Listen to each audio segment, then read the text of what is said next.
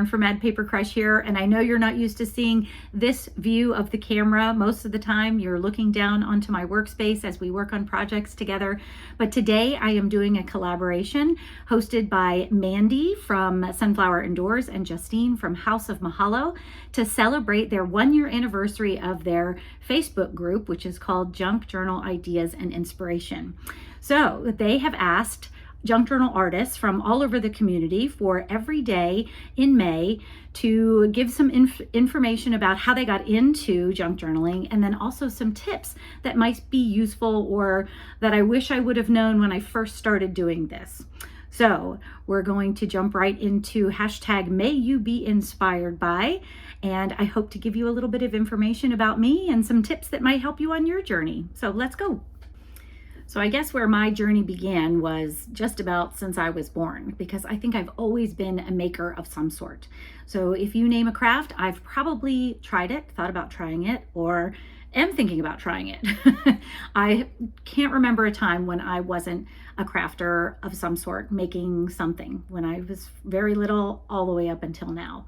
But when you're talking about paper and junk journaling, I think it probably started when I started scrapbooking when my daughter was little, and I was trying to capture some of the memories from when she was young. So probably around 2008 or so, I started scrapbooking, and I loved how you could use decorative papers and things like that to create a visual story with your memories. So I did that for quite some time, and then I kind of started wanting to make my own notebooks and journals. So at that time, I had re-entered the workforce. I was home for several years with my daughter, but then I went back to work, and in a corporate setting, I was looking for a planner or schedule or something that would inspire me. And let me just tell you, I couldn't find anything.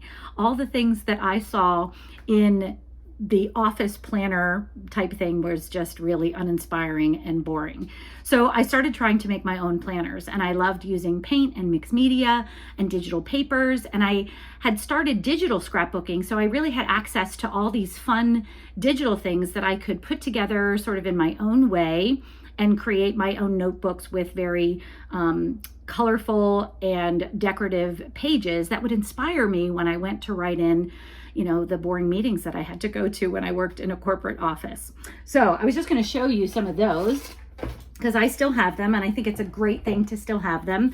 So this is one that I did, I think this was in 2015. You can see I did some jelly printing on this, and then I just made some marks and things like that. And I was kind of just using it like a bullet journal. So there were just, you know, I just had blank pages like this, and I was just writing things in on it. So that was kind of the very first sort of planner that I did. And then the next year I made this one, which I made the covers, and I had so much fun putting those together.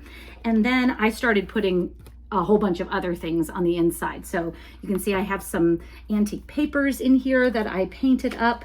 I have some digital papers. I had taken a class by Tangi Baxter called Tangible Plans, and she had these wonderful digital scheduling pages that you could put together so you could put your schedule on and things like that. And I jumped in with both feet on that and started doing all sorts of things with that. So you can see these were so much fun to put together. So this was before I was doing anything digital myself, but I totally loved how she did that and how it made something inspiring for me to use when, you know, I was doing anything. So that's what I had started to do just kind of on my own that had carried over from the scrapbooking that I was doing. And one day I was looking through YouTube to try and find a video about how to make notebooks or somehow the binding of a notebook or a journal. I was looking, you know, how to do that because I didn't know how to do that myself, and I was trying to learn. And I stumbled across Nick the Booksmith.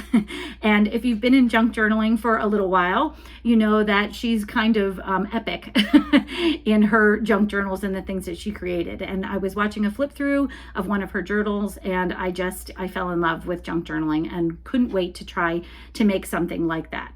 So I did. I jumped right in and just tried to start making things. So I have one of my very first journals here. Well, not the first, but close to the first. So this one, I made a little tassel here, and I just have a very plain cover.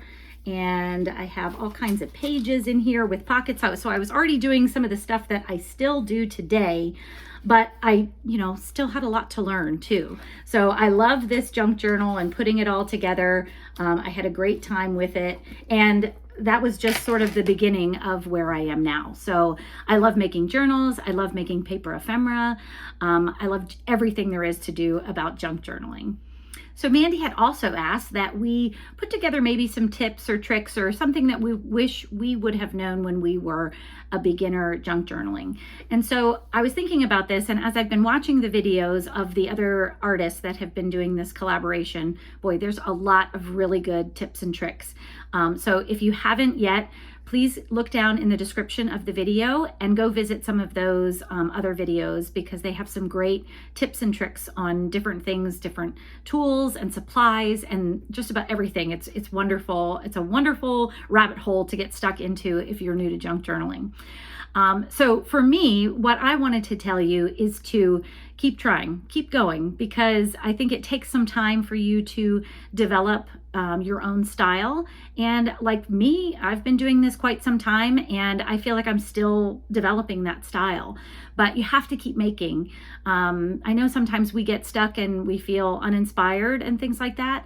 But you don't have to post everything on Facebook. You don't have to like everything that you do. Just remember that everybody's style is different, and it may take a while until you really get into a rhythm of something that you enjoy doing and that sort of inspires you. I'm still doing that myself. The other thing that I wanted to say is embrace the mistakes. I think that that's the best way to really understand how your tools work, what you can do with your supplies, and what you like and you don't like. So if you've looked at junk journals, you'll notice that there are just an unlimited amount of different styles. Some people, only do, fabric soft cover journals. Some people only do, mixed media journals. Some people only use vintage supplies for their journals. Some people use digitals. Some people use a mix of all of those things together. So there is so many different ways that you can do a junk journal, and none of them is the right way. You need to find the right way for you. So whatever way you're working, if it's inspiring you, if it's making you feel creative and accomplished, keep going, keep doing that way, and embrace the mistakes. So we all are going to have them. I have journals that, I started out and I look back on them now and, I sort of cringe to myself, but it was the beginning of my journey and I had just started. So I encourage you to do that as well. All right, so I had so much fun with this video. I hope that you enjoyed it as well, and I thank you for sticking around and getting to know me a little bit better.